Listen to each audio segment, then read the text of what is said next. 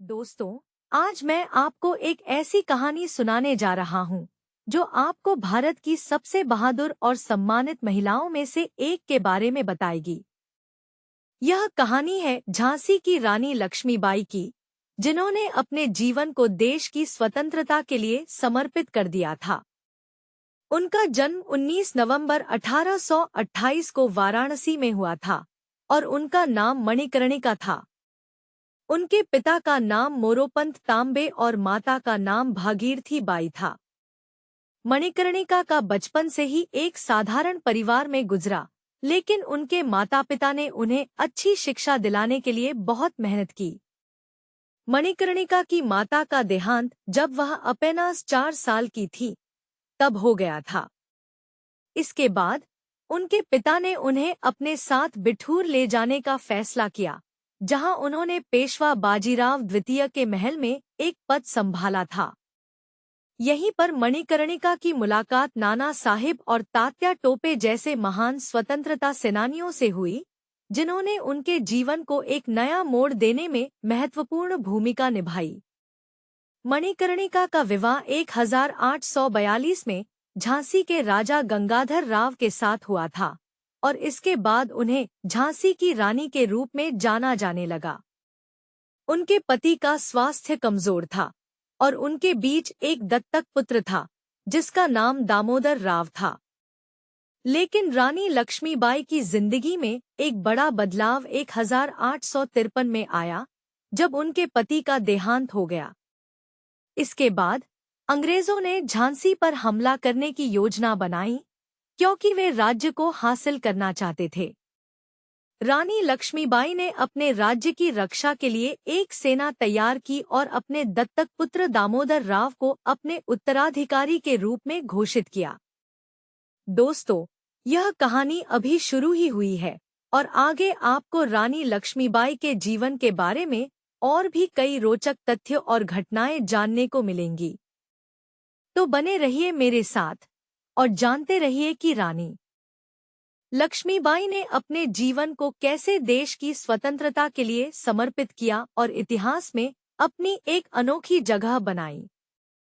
रानी लक्ष्मीबाई ने अपने घोड़े को और तेजी से दौड़ाया। जैसे ही वह झांसी के किले की ओर बढ़ रही थी, उसने देखा कि किले के चारों ओर अंग्रेजी सेना ने घेरा डाल रखा था। रानी को यह देखकर बहुत गुस्सा आया। वह जानती थी कि यह हमला उनके राज्य पर होने वाला था। उसने अपने सैनिकों को तैयार रहने का आदेश दिया और खुद भी युद्ध के लिए तैयार हो गई। लड़ाई शुरू हो गई। रानी लक्ष्मीबाई ने अपने घोड़े पर सवार होकर सैनिकों का नेतृत्व किया। वह बहुत बहादुर थी और उसने अपने सैनिकों को प्रेरित किया कि वे अपने राज्य की रक्षा के लिए लड़े। लेकिन अंग्रेजी सेना बहुत बड़ी थी और उन्हें बहुत सारे हथियार थे। रानी लक्ष्मीबाई के सैनिक बहुत बहादुरी से लड़ रहे थे, लेकिन वे अंग्रेजों के हथियारों का सामना नहीं कर पा रहे थे। रानी लक्ष्मीबाई ने अपने सैनिकों को प्रेरित करने के लिए एक बड़ा जोखिम उठाया और उसने अपने घोड़े को आगे बढ़ाया, जो कि अंग्रेजों की गोलीबारी के बीच से गुजर रहा था। उसने अपने सैनिकों को कहा कि वे उसके पीछे आ रहे हैं और उन्हें अपने राज्य की रक्षा के लिए लड़ना है। लेकिन तभी एक गोली उसके घोड़े को लगी और वह घोड़ा जमीन पर गिर गया। रानी लक्ष्मीबाई को बहुत चोट लगी और वह भी घोड़े के साथ जमीन पर गिर गई। जब रानी लक्ष्मीबाई उठने की कोशिश कर रही थी, तो उसने देखा कि एक अंग्रेजी सैनिक उसकी ओर आ रहा था। वह बहुत डर गई और उसने अपने सैनिकों को लेकिन वे उसकी मदद के लिए नहीं आ पा रहे थे। तभी एक अनजान सैनिक आया और उसने उस अंग्रेजी सैनिक को मार दिया। रानी लक्ष्मीबाई ने उस सैनिक को धन्यवाद दिया और पूछा कि वह कौन है।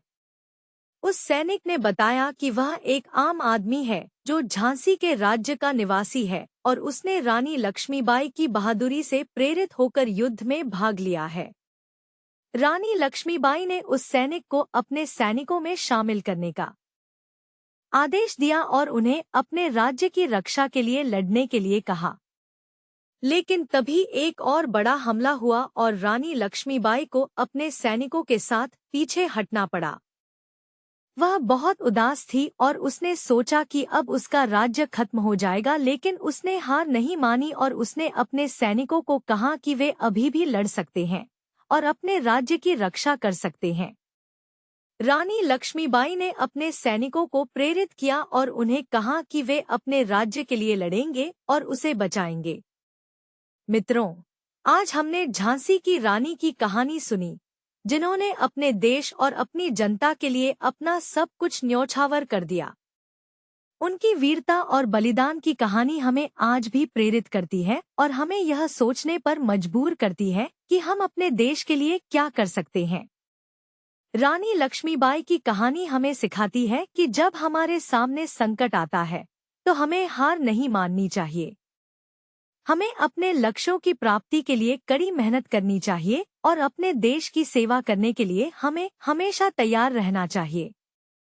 उनकी कहानी हमें यह भी सिखाती है कि जब हम अपने देश के लिए खड़े होते हैं तो हमें किसी भी चुनौती का सामना करने के लिए तैयार रहना चाहिए। मित्रों, रानी लक्ष्मीबाई की कहानी हमें यह भी सिखाती है कि हमें अपने देश की एकता और अखंडता की रक्षा करनी चाहिए। हमें अपने देश के नागरिकों के अधिकारों की रक्षा करनी चाहिए और हमें अपने देश की सेवा करने के लिए हमेशा तैयार रहना चाहिए। उनकी कहानी हमें यह भी सिखाती है कि जब हम अपने देश के लिए खड़े होते हैं तो हमें किसी भी चुनौती का सामना करने के लिए तैयार रहना चाहिए। मित्रों, रानी लक्ष्मीबाई की कहानी हमें एक महत्वपूर्ण सीख देती है कि जब हम अपने देश के लिए खड़े होते हैं तो हमें अपने देश की सेवा करने के लिए हमेशा तैयार रहना चाहिए। हमें अपने देश की एकता और अखंडता की रक्षा करनी चाहिए और हमें अपने देश के नागरिकों के अधिकारों की रक्षा करनी चाहिए। उनकी कहानी हमें यह भी सिखाती है कि जब हम अपने देश के लिए खड़े होते हैं तो हमें किसी भी चुनौती का सामना करने के लिए तैयार रहना चाहिए। मित्रों, मैं आशा करता हूँ कि आपको रानी लक्ष्मीबाई की कहानी पसंद आई होगी।